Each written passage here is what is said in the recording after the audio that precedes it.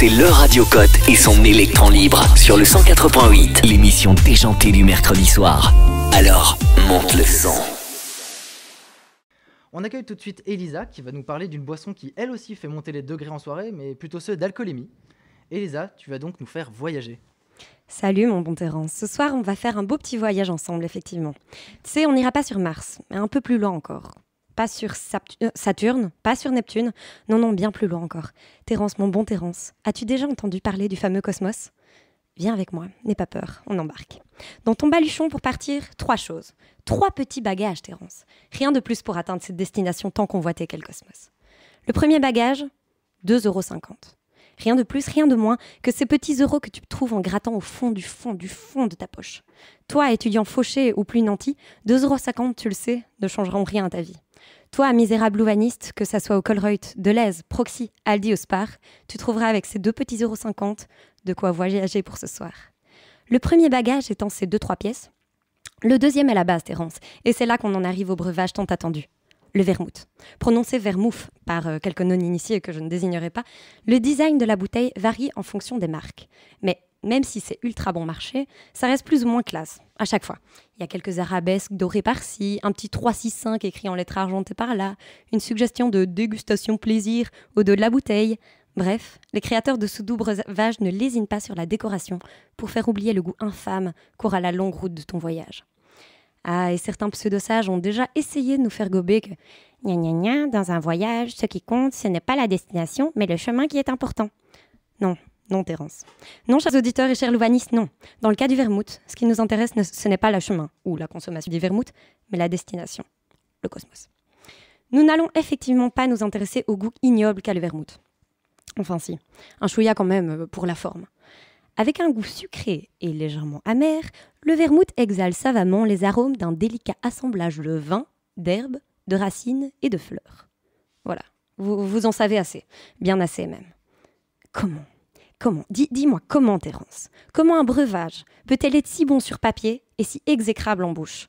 Comment quelque chose d'aussi bien écrit, qui nous vient d'Italie, en plus, c'est dire, ils boivent des bonnes choses les Italiens, comment peut-il ainsi nous traverser le cerveau, nous tordre les boyaux, nous faire perdre nos mots et nous faire jurer nos grands dieux que nous ne boirons plus jamais d'alcool de notre vie ? C'est là que tout devient intéressant, Terence. C'est là où la magie du vermouth opère.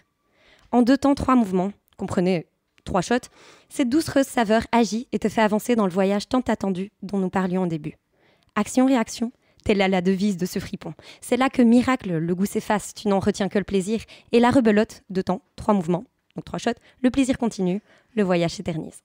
Quel plaisir, Terence. Ah, quel plaisir. Et ce plaisir est redoublé quand on fait quelques calculs.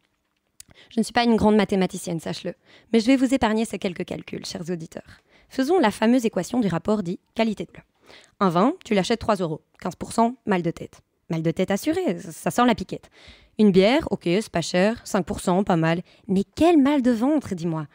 Un pisang, ouais, cher. Rhum, même combat. Gin, vodka, bon, tu peux tous les passer en revue. Le vermouth éclate en même temps le marché et en même temps ta tête. Mais qui ose dire mieux ? Le vrai plaisir, c'est pur. Tu oublies plus facilement le goût, tu le bois comme ça. Sache, Terence, que tu peux également le déguster frais avec du citron. Donc ça cale un peu le goût amer du vermouth. Avec des glaçons ou pour une ambiance un peu plus fancy, avec un petit mélange d'ice tea pêche et quelques framboises surgelées au-dessus. Ça fait vraiment le taf. Mais comment ? Vous ne connaissez pas le vermouth ? Martini, ça vous parle ? Eh bien, sachez que c'est la plus grande marque de vermouth, la plus diffusée, la plus connue. Vous n'êtes toujours pas convaincu par l'entrée du vermouth dans vos pauvres vies confinées et réprimées ? Passons par la cuisine pour mieux faire ce voyage en espace. Non, le vermouth n'est pas là que pour accompagner les recettes pompettes. Ce breuvage merveilleux peut aussi servir à réaliser une sauce qui accompagnera à merveille un plat de volaille, de gibier ou de poisson. Avec la cuisson, son délicieux côté épicé ressort. Si ça, c'est pas beau. Côté dessert, le vermouth s'associe parfaitement au chocolat ou aux fruits hivernaux et permet de réaliser des crèmes, des mousses et autres pâtisseries originales et raffinées. Mais waouh, quel aliment complet, dynamique, superbe. Mais attendez, j'ai oublié de vous parler de la 3e chose à avoir avec ça. Le 3e bagage nécessaire au voyage. Un verre. Rien de plus simple, un verre. Et on est parti, les amis.